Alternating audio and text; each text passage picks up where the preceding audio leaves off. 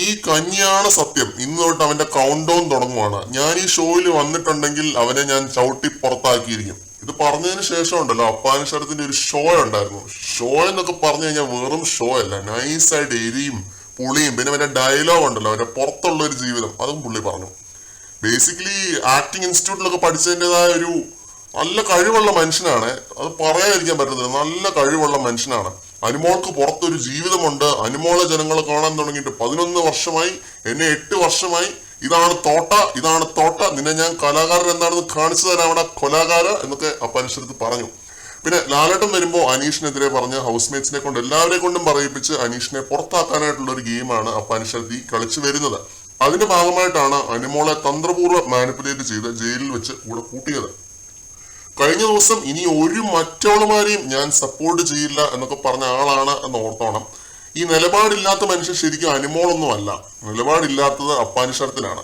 ലൈവിന്റെ recording ഒക്കെ ഒന്ന് കണ്ടു നോക്കിയപ്പോഴാണ് വളരെ മോശമായ വാക്കുകളാണ് 3 പേരും അങ്ങോട്ടും ഇങ്ങോട്ടും പറഞ്ഞ് വഴക്കുണ്ടാക്കിയത്. അതിലേക്കൊന്നും ഞാൻ വരുന്നില്ല. അനീഷിനാണെങ്കിൽ ഇവരെ ജയിലിൽ കയറ്റാൻ നേരത്തെ ഒരുതരം ചിരിയും കളിയും ഒക്കെ ആയിരുന്നു. അപ്പം മുതൽ തുടങ്ങിയാണ് രണ്ടുപേരുടെയും കലിപ്പ്. പിന്നെ ഈ നിലപാടില്ലാത്തവൾ എന്നൊക്കെ വീണ്ടും റിപ്പീറ്റ് അടിച്ച് പറയാൻ മാത്രം സൈലൻസ് ഒന്നും അനുമോൾ അവിടെ പ്രകടിപ്പിച്ചിട്ടില്ല. അത് കാണിക്കാനുള്ള ആ ഒരു സൈലൻസ് കാണിക്കാനുള്ള ഒരു സമയവും ഉണ്ടായിട്ടില്ല. ഒരു 50 ദിവസമൊക്കെ കഴിഞ്ഞിട്ടാണെങ്കിൽ അനീഷിന് ഇങ്ങനെ പറയാം, നിലപാടില്ലായ്മ എന്നൊക്കെ പറഞ്ഞൊരു 3-4 വിഷയങ്ങൾ എടുത്തിടാം. പക്ഷെ അതിന് മാത്രം ഇഷ്യൂസ് ഒന്നും അവിടെ ഉണ്ടായിട്ടില്ല. ഒരു ഇന്നേഴ്സ് കേസ് മാത്രമാണ് അനീഷിന് പറയാനുള്ളത്. പിന്നെ അപ്പാനിയുടെ കാര്യത്തിലേക്ക് തിരിച്ചു വരുവാണെങ്കിൽ, കലാകാരന്മാർക്ക് വേണ്ടി കലാകാരന്മാരുണ്ടാക്കി കലാകാരന്മാര് മാത്രം കാണുന്ന ഒരു ഷോ ഒന്നും അല്ല ബിഗ് ബോസ്. അനീഷിനെ പോലുള്ളവരും ഇല്ലാത്തവരും ഒക്കെ ഉൾപ്പെടുന്ന വലിയൊരു ജനസമൂഹം കാണുന്ന ഒരു ഷോയാണ് ബിഗ് ബോസ്. കലാകാരന്റെ ഗമയും ഹുങ്കും അഹങ്കാരവും ഒന്നും മലയാളികളുടെ നെഞ്ചത്ത് വെച്ചിട്ട് ഷോ ഇറക്കാനായിട്ട് അപ്പാനുഷരത്ത് വരണ്ട. കാണാനും ആസ്വദിക്കാനും ഈ ജനങ്ങൾ ഇല്ലെങ്കിൽ കലാകാരന്മാരില്ല എന്നുള്ളൊരു സത്യമാണ് അപ്പാനുഷരത്ത് മനസ്സിലാക്കേണ്ടത്. ഫീൽഡ് ഔട്ട് ആയിട്ട് വീട്ടിൽ കുത്തിയിരുന്നതിന്റെ ദേഷ്യവും അഗ്രഷനും കാണിക്കേണ്ട സ്ഥലമല്ല ബിഗ് ബോസ്. അവിടെ ഗെയിം കളിക്കണം, അല്ലാതെ ഗ്രൂപ്പ് കൂടി ഇരുന്ന് പ്ലാൻ ഉണ്ടാക്കിയാൽ മാത്രം പോരാ.